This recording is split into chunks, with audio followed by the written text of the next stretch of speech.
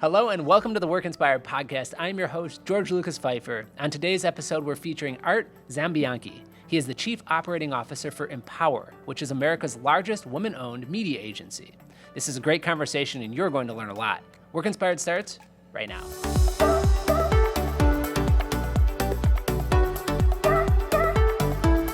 Art, thank you so much for being here. So excited to get to know you a little better today and to talk about all the cool things you guys are doing at Empower Media. Thank you for having me. Excited to be here. So let's start off by you telling us your professional story. How did you get to where you're at today? Sure. I'm originally from New York, Okay. and I came out to Chicago for graduate school. I was one of those interesting folks who I kind of knew what I wanted to do when I was young. By the time I was a teenager, I knew I wanted to go into advertising. So I landed in Chicago. I ended up staying. It's always a little interesting to me to think about having come as a young person with really nothing, a box of books and some clothes, and having built, a life in another city. So it's always amazing to me. I got my first job at Leo Burnett. In the media department while we were still Leo Burnett Media before Starcom, and I had the pleasure of being part of that transition where the first unbundled independent media offering came out. So I spent a couple of years there, and it was pretty amazing experience. Great learning environment, of course, as a young person. We just featured one of the co-presidents of Leo Burnett this week on the show. So yeah, it's a cool legacy from that company. Oh, absolutely. Yeah. When you get into advertising, recognizing the legacy and the strong cultures and the brands that really make those environments. Mm-hmm. You're given a book about Leo Burnett's legacy and his copies of historic memos that he wrote, and you really understand what a company culture is like and what that does for the way people are aligned and focused, and you really get motivated to take that hill. You really feel bonded by that and that commonality. And so throughout my career, when I joined other agencies like DDB or Hal Riney, same thing. Each have very strong brands around those personalities, and that bonds everybody. You're aligned to a specific way of thinking that they created or they innovated, and it was pretty amazing to understand how much power that has when you're working and when you're trying to accomplish wins or growing business or whatnot. It really galvanizes everyone. What was it that initially, as a young person, drew you to advertising?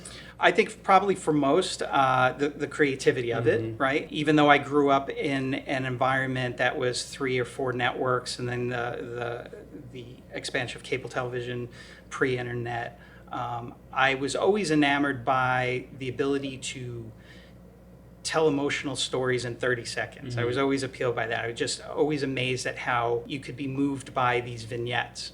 And so I was attracted by that. And then as I got into it and studied it and really amazed by all the different aspects, like anybody, you're attracted by one, and then you learn all the other components. And being more of an analyst and a researcher when I started, and really getting trained in the analytical part of the business, and then how that bridged to the creative capabilities, and then eventually becoming a storyteller, right? And synthesizing both parts of that in the business. So that helped me progress through, I think, the industry, starting as a media researcher, and then becoming an account leader in a creative environment and developing creative product, and then eventually, becoming a media leader, and just constantly just synthesizing all those pieces of the industry together. So tell me about Empower Media then. Sure. What makes the company unique or special? Why did you decide to make the move over to Empower? I like the idea of building something. In the last year we've been transforming and growing and changing, and Empower is owned and led by entrepreneurs.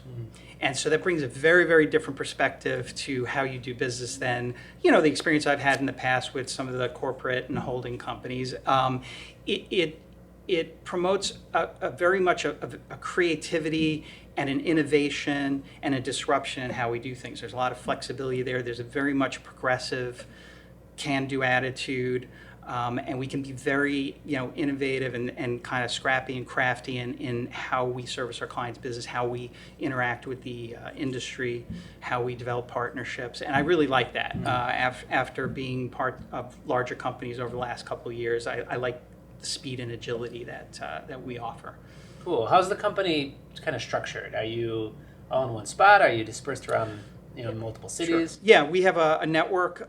We are mostly growing and expanding in Chicago. We have a very large original footprint in Cincinnati and a substantial office in Atlanta. Okay. And so, built around some of our history and also how we're servicing clients, locally, which I think, even post-pandemic now, we're kind of getting back to that face-to-face and that expectation of, back to relationships and in-person business. Yeah. Are you currently in a hybrid model, or what's the current kind of way of working at Empower? I would call it light hybrid. Light hybrid. We are in office 4 days a week, Fridays at home. We offer flexibility. Life happens. People need to be home for things, family, kids, whatnot. But we very much believe in the power of being in the office, especially the culture we're trying to build, the changes that we're trying to make, and just evolving the capabilities and the talent. And we know that a lot of that comes from being together.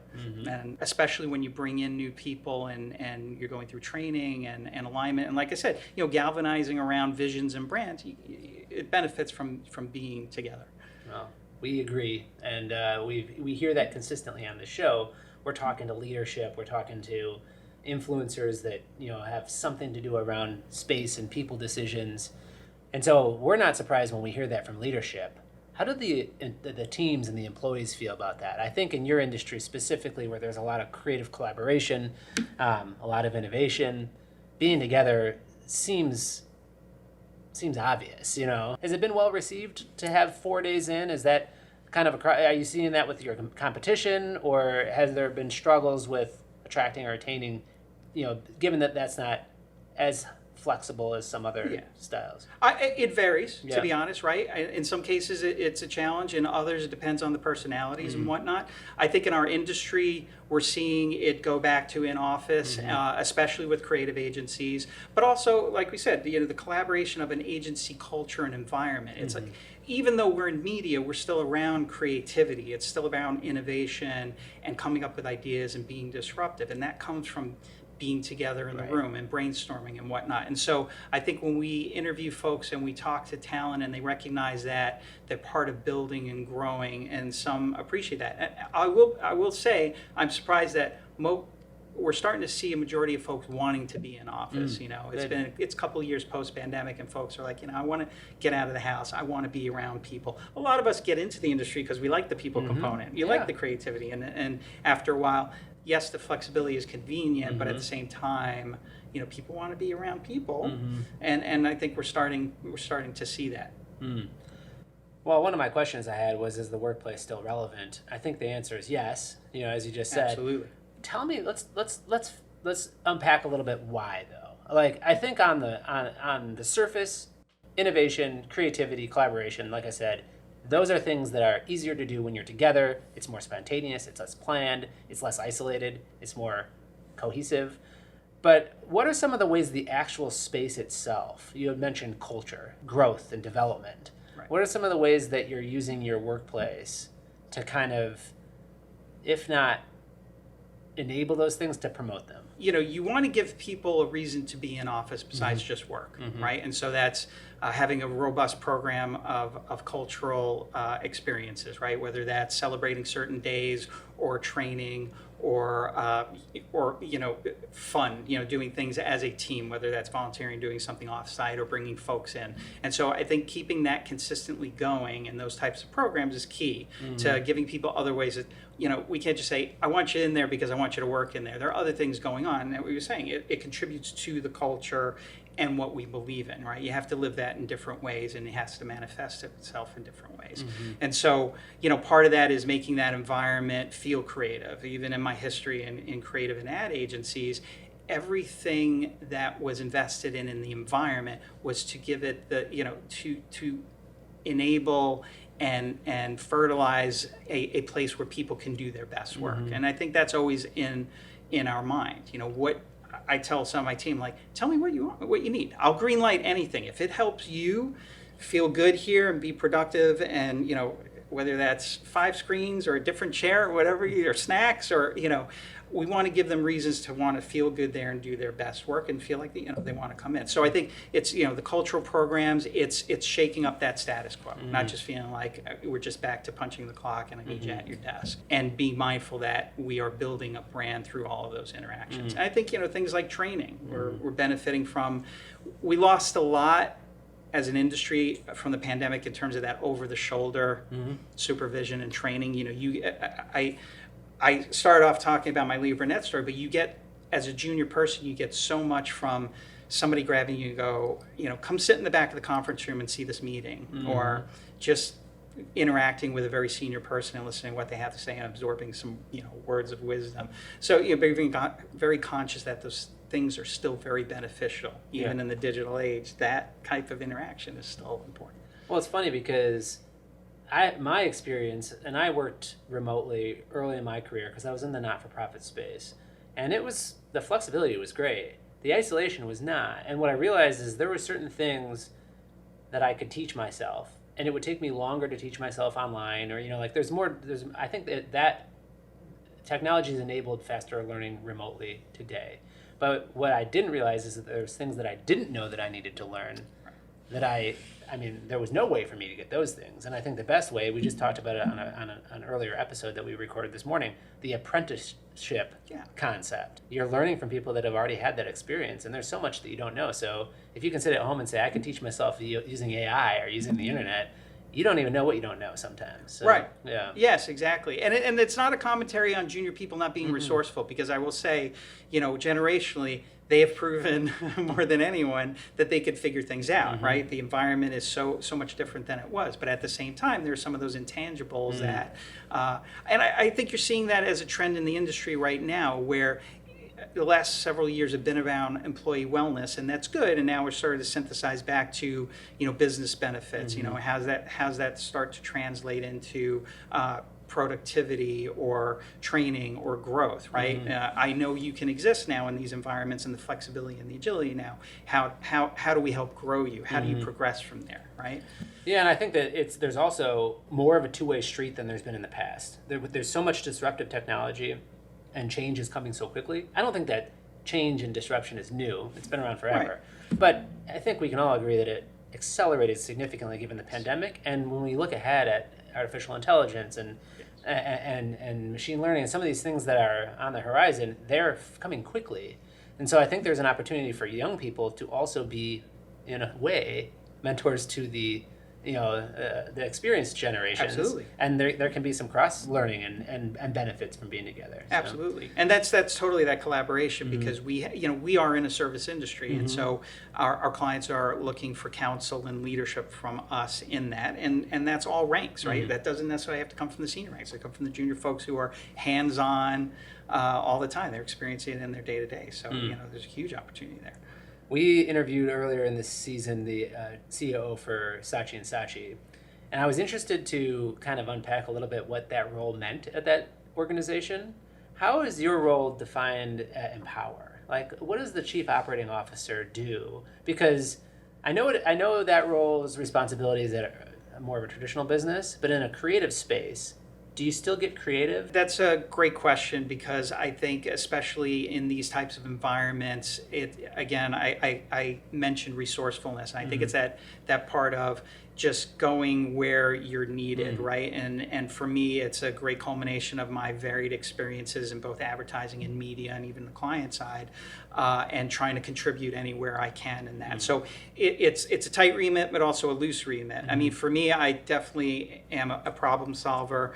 I would say my primary role is to make sure that the capabilities, the learnings, and the standards are integrated throughout the entire operation, right? So whether that's how we're interacting with our clients and the types of work that we're delivering, to internal processes, to even promoting the company in this aspect, right?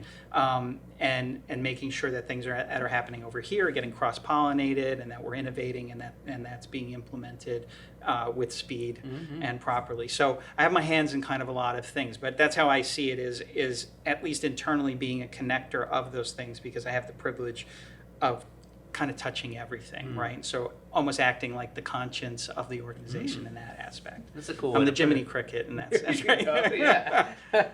Well, you talk about being a problem solver. What are some of the challenges you're facing? What are some of the things that are on your plate currently? Yeah, I would say, business growth. As we said, I think there's this acceleration now. Last year for the industry was a little bit, stagnant's a strong word, but there was a lot of conservative, I think, economic forecasts for clients and whether they were cutting budgets or pulling back. There wasn't as new business, and everybody was sort of wait and see with all the economic forecasts. So I think this year we have a lot of optimism in how the industry is going to shift and move and with opportunity. So I'd say first challenge is growth. And I think every company and client has that as well as that. And that's nothing new, but I think last year maybe was a wait and see attitude generally. I think this year is really, how do we push forward and be progressive?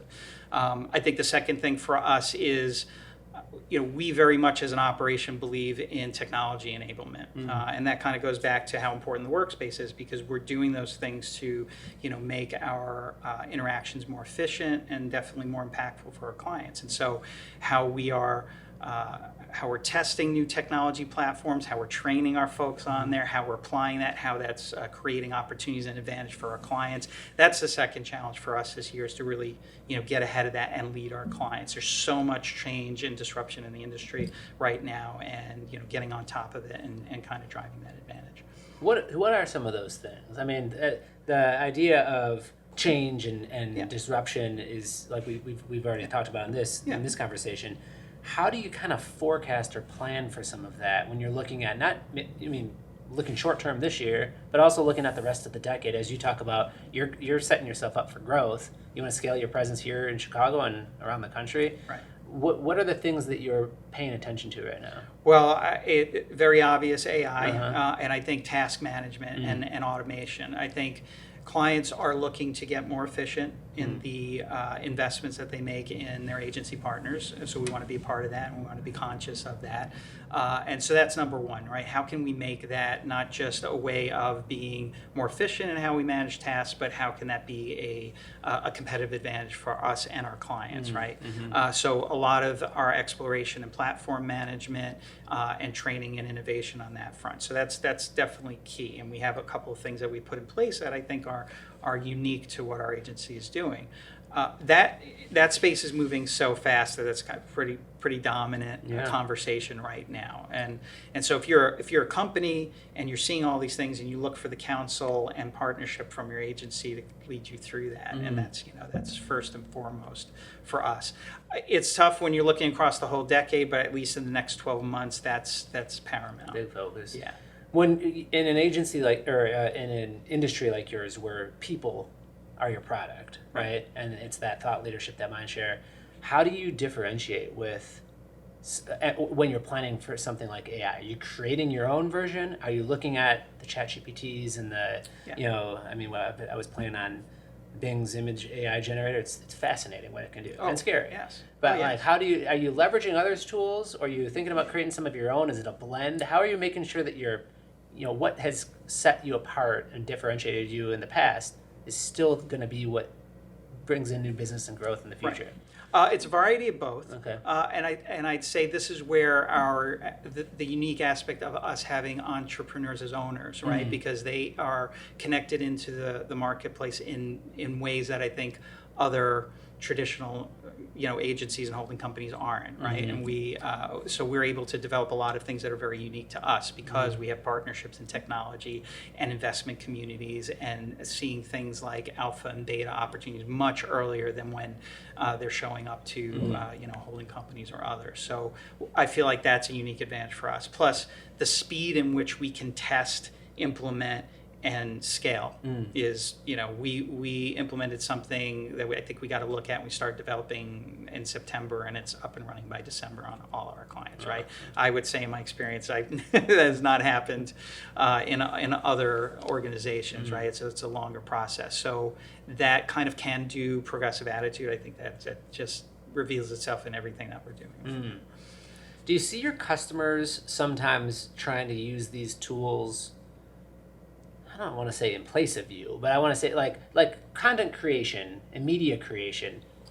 it continues to be more relevant, right? We're doing a podcast right now, Right, people right. have brought in-house video studios, Right. it's just the way that a company can create their own content is much more accessible than it used to be. You talk about Leo Burnett and the traditional commercial that goes on network TV. The world's so different now. So you also just mentioned being a consultant and helping your clients kind of navigate some of these technologies. How often is it that you're still handling the actual media creation and they're coming to you and saying, I've got, I need this ad spot or this piece of content, versus you saying, let's do some of that still where needed, but let's also enable you to leverage some of these capabilities through your own people? It's part of why I'm at Empower now, right? Because a lot of the task management is becoming a commodity, right? And in some aspects, the ad management platforms become automated, and so you start to say, where's the people component? And I think that's important. It's to go back and remember that this industry fundamentally, and you said it before, people, that's our product, right? And so it's things like making sure we have training and strong talent profiles, and how we synthesize or create stimuli into the agency, right?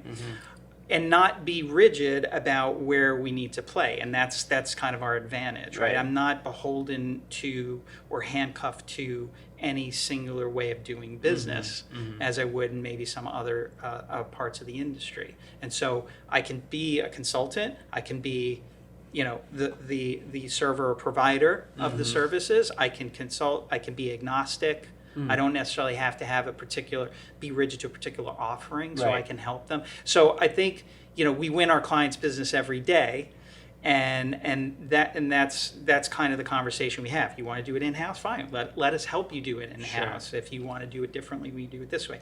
But that's where the technology comes in, because I want to get rid of the task management and I want to bring thinking, right? And the thought leadership. It's the people and the insightfulness that's going to be the differentiator, right? Anybody can place and buy and the spots and dots, but that's why the people component, the office component is the difference. How people attack problems, how analytical they are, what's at their disposal, how they think, how they interrogate. That's really the future. And very analogous to the investment community, right? In the stock market, as so much has been commoditized and automated and built around algorithms, that where's the counsel, the experience, the insightfulness of advisors come in. It's very much like our industry right now. And I think it's obvious, but trust is going to be so valued, because the one thing that's being created with a lot of this artificial intelligence is that it's artificial, and what's real, what's not, where do I have to be a little careful when I'm creating something that might be a copyright violation or plagiarism, and to have a trusted partner that can kind of help navigate that, like you said, I think is real valuable. When we look at the workplace, and we create workspaces, so we strongly believe in their value. Something like the pandemic, which was out of our control, we're still kind of dealing with it, but it was a spot in time, right? We've gotten beyond it. There may be other geopolitical things. There might be another pandemic. We can't control that. What I'm kind of interested in is like that in-person experience. Are there technologies on the horizon that are going to emulate it to the point where the being together is less relevant? So I think about the virtual space with Meta and some of the stuff they're doing, and I don't think it's not proved itself out yet. People don't want to sit at home with goggles on and replace something like this, right? The 2D dimensional, the Zoom call, the Teams meeting, it certainly does not. It's a different feeling. It's convenient and allows us to transverse geographies, but it's not a replacement for being together. I then think of like the gaming world and the relationships that are formed over headsets, just in video gaming, and how popular that's become. I wonder if there's a near-term future where people can get to real collaboration through technology and emulate an in-person experience, or is that just that's not going to happen? I mean, I think the pandemic proven that it can be done to a limit, right? And it really depends on the circumstances. I think, in the gaming environments and those types of interactions, I think it works. I think, what we found, the folks who wanted to get into office most urgently were the creative teams, because they needed to be in a room with their partner. We effectively never were able to replicate the whiteboard experience, As much as we tried when we were at home, it never, I had a boss who was holding up a paper on the camera trying to explain what was in his head. And it's like, it's not the same when you're up there marking things up on the wall. So I think everything has its place, but I think we've proven, and even now we're going into some pitches this year where we're on site and in rooms in person. I think the last few years there's been that accommodation that it's 10 people on a camera looking at each other, and you can pitch that way, and even that way it's not the same. I think you lose the passion. I think you lose the nonverbal cues.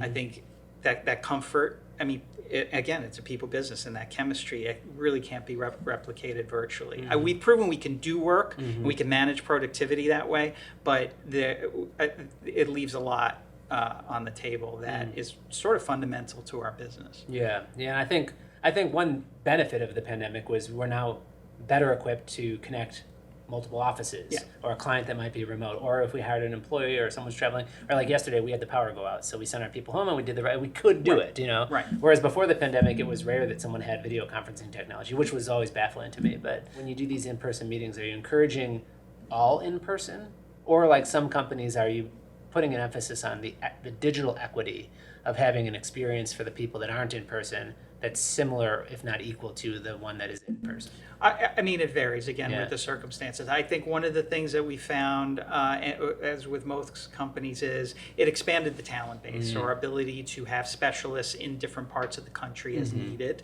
and not being limited to a single market because they have to be physically in person. So I think that was an advantage, right? And again, whoever could acquire the best talent that could be outside of the market and for whatever specialist reason. But I think the preference and the bias, though, is in person, on things like pitches, on brainstorming, and collaboration, on training. Again, especially when we're trying to build culture and you're trying to galvanize people around a vision. Most certainly in the immediacy, it's a bias towards that. I think that's a good barometer too to how important in person is, or how valued it is by an organization. Is if you're hiring for any role, you could say I could pick from anyone in the entire country or the world, but I'm going to choose this one city to find someone to find someone here because in person is so valuable to me that I'll forego all the benefits of the whole world. That's a good leeway into the importance of relationships. And you talked about how important that is in our planning call. Explain that a little bit. I mean, I think it's an obvious question. Are relationships important? Yes, they are. But from your perspective, why and how do you ensure that you're able to cultivate strong ones? My pedigree to a degree is in account management, right? And you mentioned this before, which is the trust factor, and a lot of that is built in those types of interactions, and face to face, much more important. But what you're demonstrating to the clients in the service capacity is how your immersion into their business, right? And that's kind of built through those interactions and those relationships. It's hard to provide counsel and to provide service if you can't demonstrate that you're very in tune to what's important to them. And that's why I tend to encourage folks and teams, don't think like a media person. Don't worry about media budgets. Worry about business problems, and the money will come. What you're convincing them is how to solve problems and why the investment will help solve those problems. But you have to be in tune to what's going on. And a lot of that comes from that relationship. Listening skills. I always joke that agency people are very good at trying to find the answer to things, but that's not always, the most needed thing in a room. Sometimes it's listening. Sometimes it's helping a client work out, think through a problem rather than feel like you have to have the answer all the time. And so that's part of that give and take is showing them that you're listening and really understanding, demonstrating immersion in the business. That comes in different ways. It's not just talking about the media. It's talking about all the things that are keeping them up at night. Problem solving, is really getting in tune to the business. So all of that comes through that relationship and that interaction. And like I said before, you're winning your client's business every day. So bringing them ideas, bringing them things that are going to help them, through those things that they're awake at night. In our industry, we've got end users. Like yourself, that make space decisions, and then we've got influencers like commercial real estate and architecture and design. in the ad agency, are there influencers? Are there people that you build relationships with that aren't not necessarily your clients, but would help open the door to new client relationships? Oh, for me, it's everyone we interact with, because it's such a connectivity of people. Pretty much every job I ever got was an opportunity from a network or person or recommendation. There's this industry isn't about the want ads per se, right? And so, it's primarily the vendor community, right? So the vendors that we work with, who work with so many others in the industry, the governing bodies, whether it's ANA or the 4As, even the person who manages our current real estate, who's very connected into the city and the community because of the nature of their business, is someone who's helping with introductions and really again, a people connector by nature of their business. So I take stimuli and leads from and again, I always try to pay it forward. Personal networking is a component of how you manage your career. Kind of reach out to everyone consistently. I don't need anything, but I want to make sure people are right, and that's we help each other out. It's a very close, especially in Chicago. It's a very close knit community. Do you train for this? Like relationship building and skills with your young team members, is it something that you have as a part of their development program? Yeah, we've done it in the past, and I think we're going to introduce some new programs now as we're getting back to work post-pandemic. It's always been wrapped in what we would call a media etiquette, because you have different skills where you're interacting with clients, and that's one interaction, but also the vendor community, in terms of how you interact and entertain, because you are going into negotiations and transactions, and it's sales folks, and so there's a personal component to it. Like we're saying, there's a relationship and trust building, but there's also the business component where money is exchanging, and you got to be very conscious of all the dynamics around that, and risk and liability and benefits. And so we definitely talk a lot about the etiquette of that, because every interaction you have in those communities, you're representing the company and you're representing the ethics, not just the business. And so, we definitely take that seriously, especially for junior people who will often be empowered and kind of jump in the deep end and start having those conversations. What's something you're excited for in the next 12 months? The pitching and the business development. I think we're very excited about our offerings and what we're creating, and so I think we're pretty excited to get out there and tell people and show some companies what we're doing and the stories that we can tell. And we've got some great unique platforms that we've rolled out. So I think we're ready, very ready to get in front of folks this year to hit the market. Yeah, like you said, 2023 was seemed like a year of waiting. We were all waiting for the recession. Yes. It didn't really come. So, I mean, maybe softly, but we're the same way, and we're hearing that consistently. Like, people are ready to make some decisions this year, right? Yeah. So, very cool. Personal question, but as far as the success that you've had in your career, what's a resource that's been valuable to you that you could share with others? For me, I mentioned the personal networking. I rely on that a lot, because for as much as I read and kind of synthesize tons of information, and there's no shortage of that on the internet, and to your point, the trust of what are you seeing is real or believable, I really rely on my personal network, on connecting with folks, having lunches. It might be a little bit of a lost art, early on in my career, where before virtual working and things like that, and I think we've lost that, coffee and lunch and connecting with people and seeing how you're doing. And I think that's where I kind of get the pulse of the marketplace. You really got to synthesize, all these different experiences that people are having, what they're hearing, what they're saying, what's true.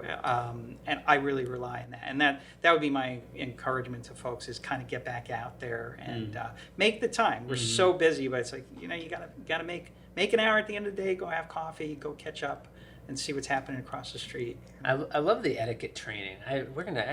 We have a version of that too, but it's occurring to me as we're talking. We train on product, we train on service, we train on company differentiators and how to talk about our company, and we just kind of assume that people know how to have coffee or have lunch or carry on a conversation. Right. But I actually think there is an art to it. Pun intended with your first name. And I think that, like you just said, maybe it's a lost art. I think we are all figuring out ways to leverage new technology in the digital age, but going back to the basics so that we can make sure that the relationship and the trust is still, I mean, we think it is one of the highest valued things that you'll be able to maintain as we navigate digital transformation. We should be incorporating that into an intentional part of our development program, I think. So yeah, absolutely. Those interactions are key to everything. And as we were saying, you some of that you get organically by being around people and being in the hallway and being pulled into meetings. And I had the good fortune of being a 23-year-old junior employee and interacting with Jack Clues and Renetta McCann, who were, directors and whatnot. And folks were not afraid to bring somebody in the room and just say, sit in the back and listen, don't say anything. And, that so much comes out of that. And so, it seems hard to train for soft skills because some of that just comes with time. But I think, we do that and take attention to that. The fruits of that are so important. Completely agree. What's some advice that you would give to future leaders? I used to say if you were retiring tomorrow, but nobody I'm talking to is retiring tomorrow. So we can only hope. Yeah. Best advice I got from one of my bosses was that opportunity doesn't always look like opportunity. And I always kept that on my mind because over time there has been such a concentration on linear progression in people's careers. You have to keep hopping and next ladder and what that looks like. And I remember seeing someone speak at a conference and he said, "I'd like to think my next job hasn't been invented yet." And so I think if there's any advice in that is that it's not a linear progression, right? I think gravitate towards things that make you feel excited and are creative and innovative, and you may not always understand what that might look like, but everything is so different now and moving so quickly, and that you got to kind of cast off, I think, some of the traditional rules of what success looks like and what opportunity looks like.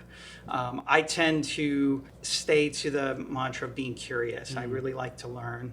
I'm the kind of guy that if we're in a conversation and somebody says something, I'm like, oh, well, how does that work? And I'm on my phone, wanting to look up, why is that way? So I think keeping that open mind, because the way things are changing so fast, it's very difficult to predict that kind of linear approach to your career. You might find yourself in any different circumstance. So I think that kind of agility and being prepared for that, and it's scary, but it's a good thing. I think embrace that.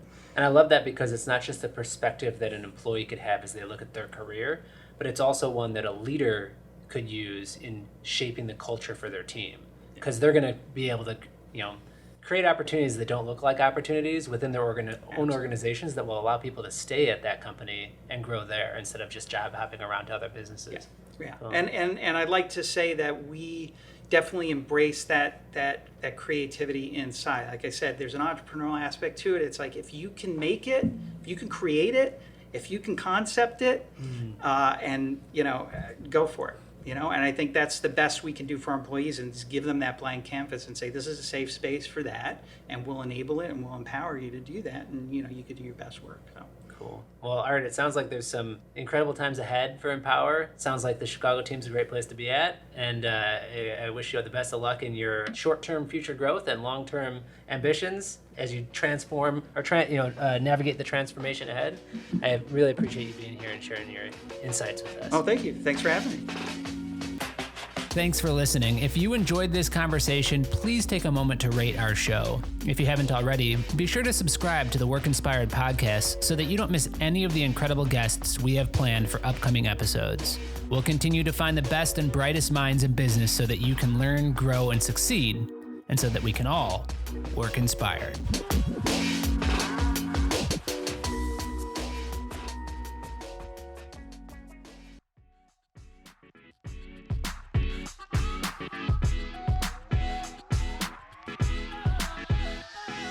Work Inspired is brought to you by BOS, a leader in commercial working environments and a Hayworth best-in-class dealership. Experience our 360 approach and discover the team, tools, and techniques required to navigate the complexity of your next workspace at BOS.com. If you have ideas, feedback, or would like to be featured on our show, please email podcast@BOS.com. Thank you for listening. This has been a Workspace Digital production. If you're interested in launching a podcast at your organization, please email info@workspace.digital for a free consultation.